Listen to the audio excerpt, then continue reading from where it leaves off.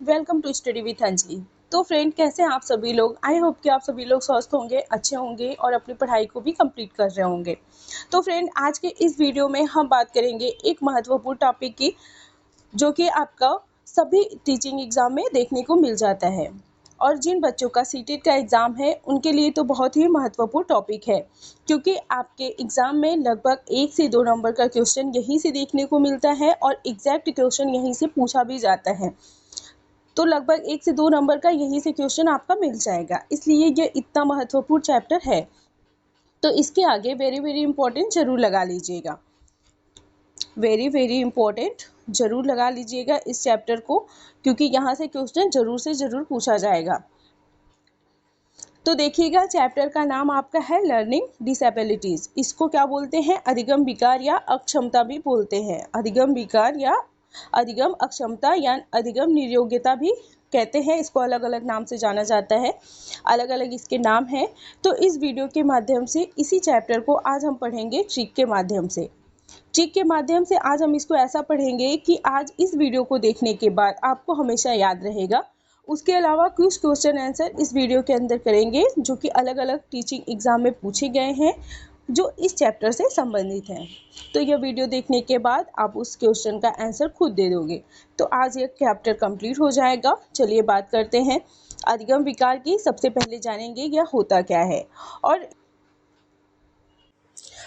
इस वीडियो को आप एग्ज़ाम देने से पहले भी देख सकते हैं, क्योंकि यह क्वेश्चन यहाँ से एग्जैक्ट पूछा जा सकता है। और 2-3 बार इस वीडियो को ज़रूर देखिएगा एग्ज़ाम देने से पहले, तो यह आपको बहुत हेल्प करेगा। आपका 1-2 नंबर तो यहाँ से बन ही जाएगा एकदम, उसमें कोई भी दो राय नहीं है। तो चलिए देखते हैं कि एग्ज़ाम में कैसे पूछे जाते हैं, इसकी टॉपिक, इसके प्रकार के बारे में। इस प्रकार को आप अच्छे से पढ़ना है, क्योंकि 1 से 2 नंबर का क्वेश्चन यहीं से पूछा जाएगा। तो देखते हैं पहला, इसके पहले प्रकार है। पहले हम पढ़ेंगे अधिगम अक्षमता। अधिगम अक्षमता के बारे में थोड़ा सा जान लेते हैं कि यह क्या होती है। तो फ्रेंड, सीखने की क्षमता या योग्यता में कमी को अधिगम अक्षमता कहते हैं। क्या होती है अधिगम विकार? सीखने की क्षमता या योग्यता में कमी को अधिगम अक्षमता कहते हैं। तो इसके पहले प्रकार में आ जाता है आपका डिसलेक्सिया। पहले प्रकार है इसके डिसलेक्सिया। अब डिसलेक्सिया होता क्या है? मान लीजिए बच्चा फ्लो में नहीं पढ़ पाता। ये यहाँ पर पढ़ने से संबंधित कठिनाइयाँ होती हैं। पढ़ने से संबंधित कठिनाइयाँ, मान लीजिए बच्चा फ्लो में नहीं पढ़ पाता है, बच्चा स्पीड में नहीं पढ़ता है, या बच्चा शब्दों को उल्टा पढ़ता है। उल्टा पढ़ता है का मतलब क्या होता है? अगर बच्चा वाज पढ़ रहा है तो वाज ना पढ़ के वो वाज को सा पढ़ेगा। तो यह पढ़ने से संबंधित XYZ जितने भी विकार होते हैं, जितनी भी कठिनाइयाँ आती हैं, उसे हम किस चीज़ में रखते हैं? डिसलेक्सिया। वह क्या होता है? डिसलेक्सिया कहलाता है। नेक्स्ट देखते हैं दूसरा, डिस्ग्राफिया। दूसरा विकार होता है डिस्ग्राफिया। इसमें क्या होता है? इसमें बच्चा लिखने से संबंधित कठिनाइयों को फेस करता है। लिखने से संबंधित कठिनाइयाँ होती हैं डिस्ग्राफिया। अब ट्रिक के माध्यम से देखिए, ग्राफ में क्या होता है? लिखा जाता है। तो जहाँ भी ग्राफ आएगा आप लिखने से संबंधित उसको लगा दीजिएगा, और जहाँ पर लिखने से संबंधित कोई भी क्वेश्चन में ऐसा दिखे कि जहाँ पर लिखने से संबंधित विकार बताए गए हैं, तो वहाँ पे ग्राफ, सीधा आप ग्राफ देख के आंसर सही कर सकते हैं। तो जैसे बच्चा वहाँ पर देखा आपने, वाच को सा पढ़ता था और यहाँ पे वाच को वह सा लिखता है, उल्टा लिख देता है, या डी को बी लिख देता है, या बी को डी लिख देता है, ऐसे। और या उसके लेखन में सफाई नहीं मिलती है, लिखावट अच्छी नहीं है। लिखने से संबंधित जितने भी विकार होते हैं, XYZ जितने भी विकार आपको देखने को मिलेंगे लिखने से संबंधित, वह सब किस में आएंगे? डिस्ग्राफिया में आएंगे। तो फ्रेंड, आई होप कि आपको वीडियो अच्छी लग रही होगी और क्वेश्चन भी समझ में आ रहे होंगे। तो जितने भी लिखने से संबंधित जितने भी विकार हैं वह डिस्ग्राफिया में मिलेंगे आपको।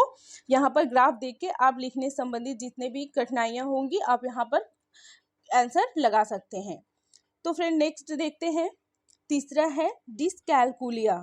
अब फटाफट से आंसर देखेंगे, फटाफट से करेंगे क्योंकि आपके पास अभी ज़्यादा समय नहीं बचा हुआ है। तो इस वीडियो को जल्दी से जल्दी देख लीजिएगा क्योंकि आपका जो भी डाउट है वो क्लियर हो जाए और आपका 1 से 2 नंबर तो आपको यहाँ से मिल ही जाएंगे। तो यहाँ पर देखते हैं डिसकैलकुलिया। अब यहाँ पर देखिए डिसकैलकुलिया क्या होता है। डिसकैलकुलिया है आपका गणित गणना से संबंधित। आप यहाँ पर देख सकते हैं कैलकुलेशन, आपका यहाँ पर आया ही है ये शब्द कैलकुलिया। कैलकुलिया का मतलब कैलकुलेशन, तो आप यहाँ से कनेक्ट कर सकते हैं इस चीज को। गणितीय गणना, कैलकुलेशन का मतलब गणितीय गणना, आप यहाँ से कैलकुलेट कर सकते हैं।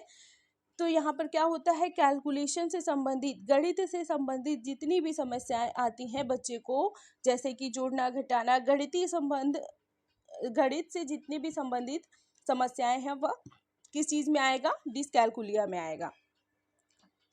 तो फ्रेंड चौथा देखते हैं डिसमोर्फिया।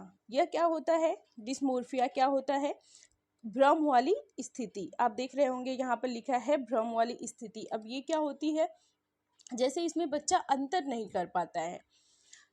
किसमें अंतर नहीं कर पाता है, जो बॉडी की शेप होती है। जैसे इधर कोई मोर है और आप एक मोर देख रहे हो, वो बच्चा मोर देख रहा है और एक तरफ मुर्गा देख रहा है, ठीक है। तो दोनों का बॉडी शेप अलग है, लेकिन बच्चा क्या करता है कि मोर और मुर्गे में अंतर नहीं कर पाता है, उनके बॉडी शेप में अंतर नहीं कर पाता है। उसके अंदर भ्रम पैदा होता है कि दोनों तो एक ही है। जैसे उसने मोर देखा और मुर्गे को देखा तो उसे दोनों एक ही जैसा दिखता है, जैसे उसको लगता है कि दोनों तो एक ही है, मोर भी और मुर्गा भी। तो यह उसके बॉडी शेप में अंतर नहीं कर पा रहा है और उसके अंदर भ्रम की स्थिति पैदा होती है। तो क्योंकि वो अंतर नहीं कर पाता है कि कौन सा मोर है कौन सा मुर्गा है, तो ऐसे भ्रम की स्थिति होती है। तो वहाँ पर क्या होता है, डिसमोर्फिया होता है। डिसमोर्फिया होता है। आई होप कि आपको समझ में आ रहा होगा, यह डिसमोर्फिया में आएगा। कोई भी भ्रम की स्थिति होती है, जैसे बच्चा भ्रमित हो जाता है, अंतर नहीं कर पाता है, तो वहाँ पर डिसमोर्फिया होता है। नेक्स्ट देखते हैं पांचवा, डिस्फेजिया। डिस्फेजिया क्या होता है, तो यह बोलने से संबंधित विकार होते हैं। डिस्फेजिया बोलने से संबंधित विकार होते हैं, भाषा से संबंधित विकार होते हैं। इसमें क्या साउंड आ रही है आपका, फेजिया, यानी कि बोलने में फंस जाता है। तो यहाँ से आप ट्रिक के माध्यम से इसको भी कर सकते हैं, फेजिया। फेजिया का मतलब फंस जाता है बोलने में, ठीक है, अपने विचार को व्यक्त नहीं कर पाता है, अपने विचार को व्यक्त नहीं कर पाता है और फंस जाता है वो। जैसे कोई छोटा बच्चा है, अपने पापा से बात कर रहा है, तो वह अपनी बात तो कहना चाहता है बट वह बोलने में फंस जाता है, कोई बात साफ नहीं बोल पाता है और बात को अपने व्यक्त नहीं कर पाता है और वह बोलने में फंस जाता है। तो भाषा से संबंधित या बोलने से संबंधित जितने भी विकार आते हैं वह डिस्फेजिया में आते हैं। नेक्स्ट देखते हैं छठवां, डिस्प्रेक्सिया। डिस्प्रेक्सिया क्या होता है, तो फ्रेंड डिस्प्रेक्सिया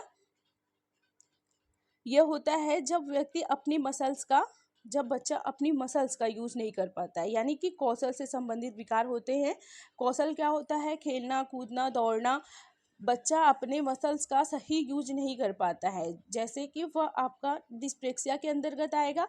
माना कि कोई बच्चा खेल रहा है, आपने उसकी तरफ बॉल फेंकी, तो उसके बच्चे के हाथ की मूवमेंट क्या होनी चाहिए, बॉल को पकड़ने वाली होनी चाहिए, लेकिन बच्चे ने कर रखी है उल्टी।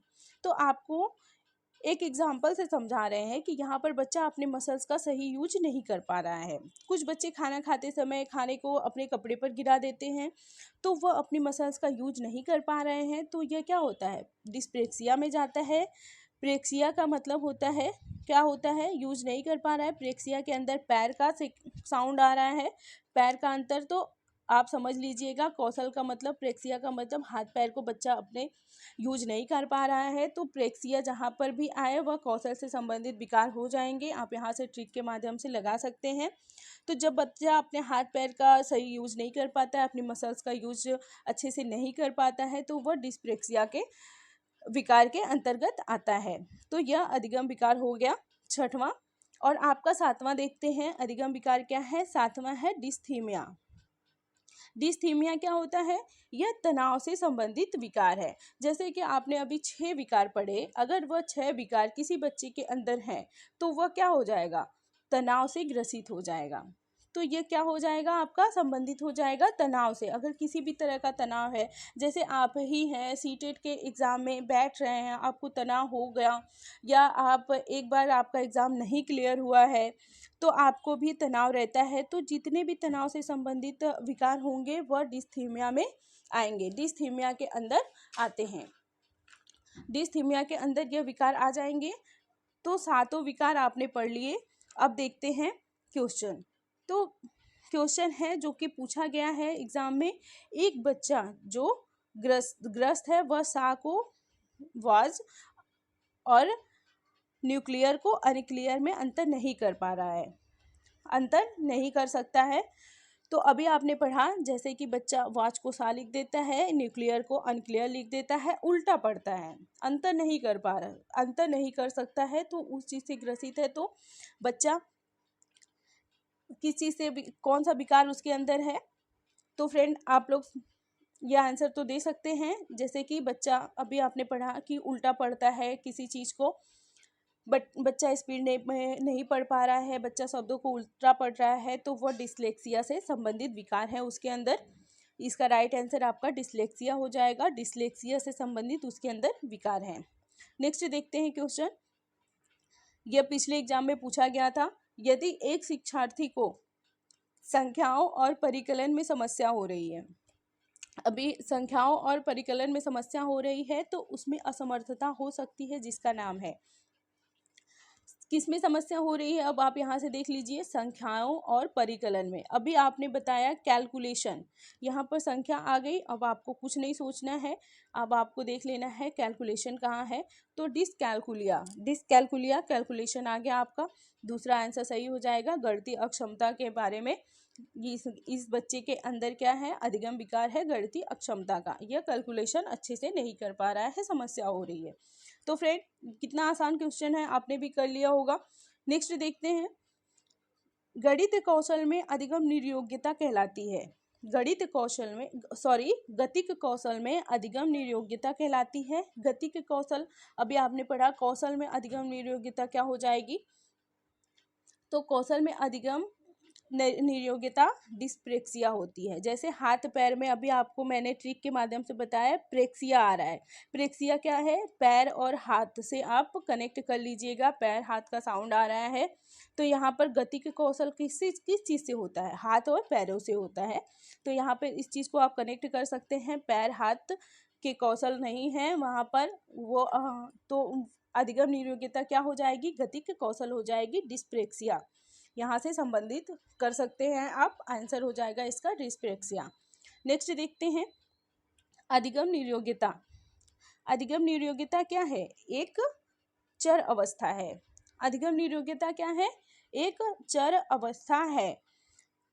इसका राइट आंसर आपका ऑप्शन नंबर 3 हो जाएगा, एक चर अवस्था है। नेक्स्ट क्वेश्चन को देखते हैं, शारीरिक रूप से अक्षम बच्चों को सामान्यतः होता है। अब आप पढ़िएगा, शारीरिक रूप से अक्षम बच्चों को सामान्यतः क्या होता है? डिसग्राफिया। क्या होता है? जैसे यहाँ पर इस क्वेश्चन में बहुत विवाद होते हैं, तो आप यहाँ पर देख लीजिएगा, शारीरिक रूप से अक्षम बच्चा जो है वह लिख नहीं सकता। कैसे लिखेगा वो? तो लिखने से संबंधित जितने भी विकार आएंगे आपके किस में आएंगे? डिसग्राफिया में। अभी मैंने बताया ग्राफ है, ग्राफ में लिखना होता है, तो यह लिखने से संबंधित हो गया। तो जिस बच्चे का शारीरिक रूप से अक्षम रहेगा तो वह कैसे लिख पाएगा, और लिख नहीं पाएगा तो वह किस में जाएगा? डिसग्राफिया में जाएगा। उसके अंदर अधिगम विकार कौन से होंगे? डिसग्राफिया। तो इसका राइट आंसर ऑप्शन नंबर 3 हो जाएगा, डिसग्राफिया। छठवां देखते हैं, विकृत लिखावट से संबंधित लिखने की योग्यता में कमी किसका एक लक्षण है? विकृत लिखावट यानी कि लिखने में सफाई नहीं है, लिखावट आ गई, विकृत लिखावट, लिखने में सफाई नहीं है, सही लिख नहीं पाता है, उल्टा लिखता है, तो यह सब संबंधित किससे है? डिस्ग्राफिया से। इसका राइट आंसर आपका डिस्ग्राफिया हो जाएगा। लिखने से संबंधित जितने भी विकार आएंगे आपका डिस्ग्राफिया में आ जाएंगे। इसका राइट आंसर ऑप्शन नंबर 2 हो जाएगा, डिस्ग्राफिया। 7वां क्वेश्चन देख लेते हैं। भाषा अवबोधन से संबद्ध विकार है। भाषा अवबोधन, आपको अभी हमने बताया, भाषा अवबोधन या बोलने से संबंधित जितने भी विकार होते हैं वह आपके किसमें आते हैं? भाषाघात। भाषाघात किसमें आते हैं? भाषाघात में आते हैं। भाषाघात में आते हैं यानी कि डिस्फेजिया। इसमें फेजिया में फंसने की आवाज़ आ रही है, तो भाषा अवबोधन या बोलने से संबंधित जितने भी विकार आपके होते हैं वह भाषाघात में होती हैं यानी कि डिस्फेजिया में होते हैं। डिस्फेजिया में होते हैं। तो फ्रेंड, आपको यह वीडियो कैसा लगा? आई होप कि आपके लिए बहुत ही इम्पोर्टेंट वीडियो होगा और आप इस वीडियो को देखकर 1 से 2 नंबर तो ज़रूर आप गेन कर जाएंगे। तो फिर फ्रेंड, वीडियो को ज़रूर देखिएगा। एग्ज़ाम देने से पहले 2-3 बार तो ज़रूर देखिएगा। वीडियो अच्छी लगी हो तो लाइक शेयर सब्सक्राइब ज़रूर करिएगा। मिलते हैं नेक्स्ट वीडियो में और इम्पोर्टेंट वीडियो के साथ। तब तक के लिए धन्यवाद।